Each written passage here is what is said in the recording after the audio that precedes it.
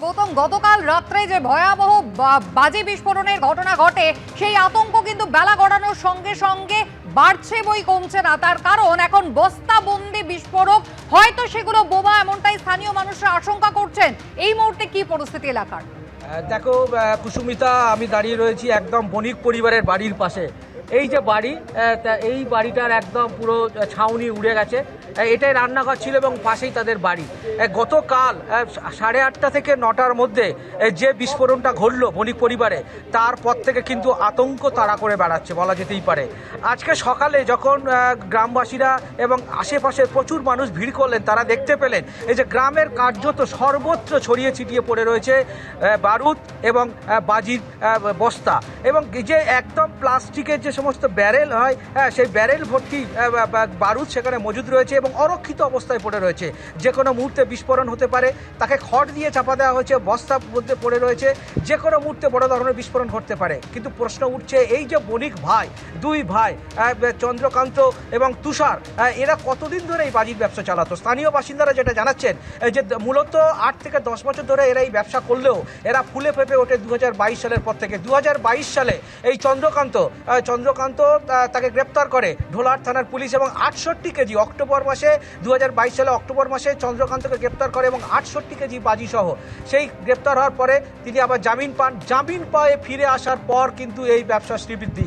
আগে আতশবাজি তৈরি করত, তার পরবর্তী সময়ে ব্যবসায় তিনি একটি লাইসেন্স পায় বলে জানা যাচ্ছে পুলিশের পক্ষ থেকে। কিন্তু সেই লাইসেন্স পাওয়ার পর থেকে তার ব্যবসা শ্রীবৃদ্ধি হয় এবং সেই ব্যবসা তারপরে আস্তে আস্তে ফুলে ফেপে ওঠে এবং এই এলাকার সুন্দরবন এলাকায় এবং দক্ষিণ 24 পরগনার এই যে এন্টার সুন্দরবন এলাকায়, সেখানে বাজির কিন্তু ব্যাপক ডিমান্ড। সেই ডিমান্ডের জন্য এর আস্তে আস্তে তৈরি হয় এবং এই যে বাড়ি এবং এই যে কারখানা আমরা দেখিয়েছি সকালবেলা, সেই কারখানাও কিন্তু খুব বেশি পুরনো নয়।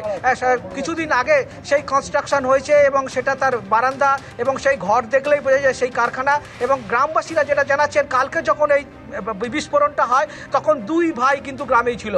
দুই ভাই গ্রামে ছিল।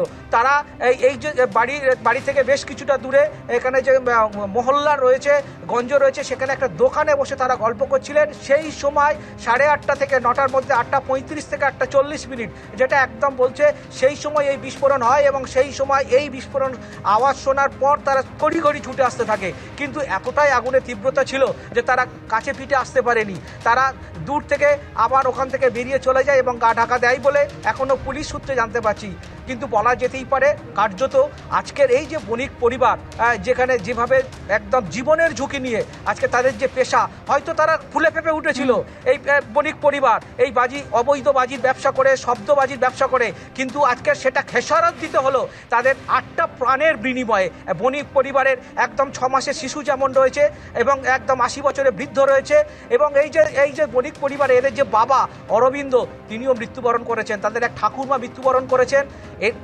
এই যে তুষার বণিক, তার স্ত্রীর মৃত্যুবরণ করেছেন এবং দুই ভাইয়ের 4 সন্তান, তারা সকলেই নাবালক এবং শিশু, তারা মৃত্যুবরণ করেছে এবং কার্যত অগ্নিদগ্ধ হয়ে তাদের মৃত্যু হয়েছে, আগুনে ঝলসে গিয়েছে। যখন এখানকার গ্রামবাসীরা জানাচ্ছেন তাদেরকে যখন এই বাড়ি থেকে বের করা হয়, একদম প্রথমেই তো এখানে দমকল কেন্দ্র, এখান থেকে 50 থেকে 55 কিলোমিটার দূরে।